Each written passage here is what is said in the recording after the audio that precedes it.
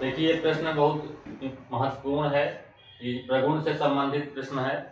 ये हमेशा प्रश्न हर वर्ष पे बोर्ड परीक्षाओं में पूछा जाता है, इसी से मिलता जुलता। इसे देखिए इसमें कैसे करना है। इसमें आपको एक लिमिट दी रहेगी 0 से π/2 और यहाँ पास एक यक्ष का फलन रहेगा।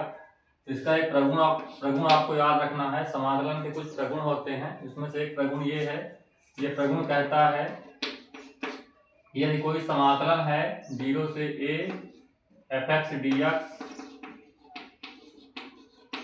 तो इसका जो मान होता है लिमिट वही रहेगी 0 से a। ये जो a होता है इस यक्ष में माइनस हो जाता है, f का मान हो जाता है a माइनस x और ये हो जाता है dx। ये लिमिट का प्रयोग हम इस सवाल में करेंगे। एक बार फिर से, यदि कोई लिमिट दिया हुआ है 0 से a fx dx, तो लिमिट में कोई चेंजिंग नहीं होगी और ये जो लिमिट होती है वो इस यक्ष में घट जाती है, तो जाता है f a minus x dx। इसको हम मान लेंगे i, या हल इसको करेंगे तो i बराबर हमें ये दिया हुआ है 0 से π/2 sin की पावर 4x बटे sin की पावर 4x प्लस cos की पावर 4x dx। इसको मान लीजिए समीकरण 1। अब इस लिमिट का, इस प्रगुण का प्रयोग करेंगे। i बराबर 0 से π/2 sin की पावर 4, प्रगुण का प्रयोग करके ये π/2 इसमें जाके घट जाता है, ये हो जाता है π/2 माइनस x। ऐसे नीचे भी sin की power 4 π/2 minus x plus cos की पावर 4 π/2 माइनस x। जहाँ जहाँ x है वहाँ पास हम π/2 माइनस x लिख दिए। अब यहाँ से i बराबर हो जाएगा 0 से π/2 साइन 90 माइनस थीटा का सूत्र होता है cos थीटा। ये हो जाएगा cos की पावर 4x।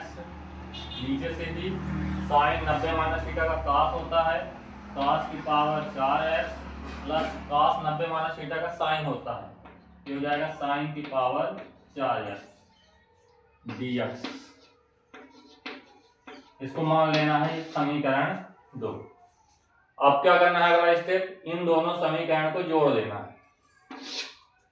तो समीकरण 1 धन 2, दायां पक्ष को दायां पक्ष के साथ, बाएं पक्ष को बाएं पक्ष के साथ, तो i से i जुड़ के हो जाएगा 2i और यहाँ पर लिमिट कोई चेंजिंग नहीं होगी 0 से π/2। देखिए दोनों के हर में वही संख्या लिखी है, साइन की पावर 4x प्लस cos की पावर 4x। ऐसे यहाँ भी तो दोनों का जब नीचे हर सेम होता है तो एलसीएम वही आता है, इन दोनों का एलसीएम वही आएगा, साइन की पावर 4x प्लस cos की पावर 4x। और जब भी कभी हर समान होता है तो अंश में गुणा नहीं होता, जो अंश में लिखा होता है उसी को लिख दिया जाता है। तो यहाँ पर साइन की पावर 4x प्लस cos की पावर 4x, ये हो जाएगा dx। देखिए दोनों सेम है तो दोनों कैंसिल हो जाएंगे। यहाँ से हो जाएगा 2i बराबर 0 से π/2, यहाँ से आएगा dx, तो 2i dx, इसका समाकलन x होता है और लिमिट हो जाएगी 0 से π/2। तो 2i, यहाँ पर लिमिट रखेंगे, अपर लिमिट माइनस लोअर, ऊपर वाली सीमा माइनस निम्न सीमा, यहाँ से आ जाएगा π/2 माइनस 0। कोई मतलब नहीं, तो हमें i का मान आएगा, ये 2 नीचे चला जाएगा, π/4। इस सवाल का उत्तर क्या होगा, π/4।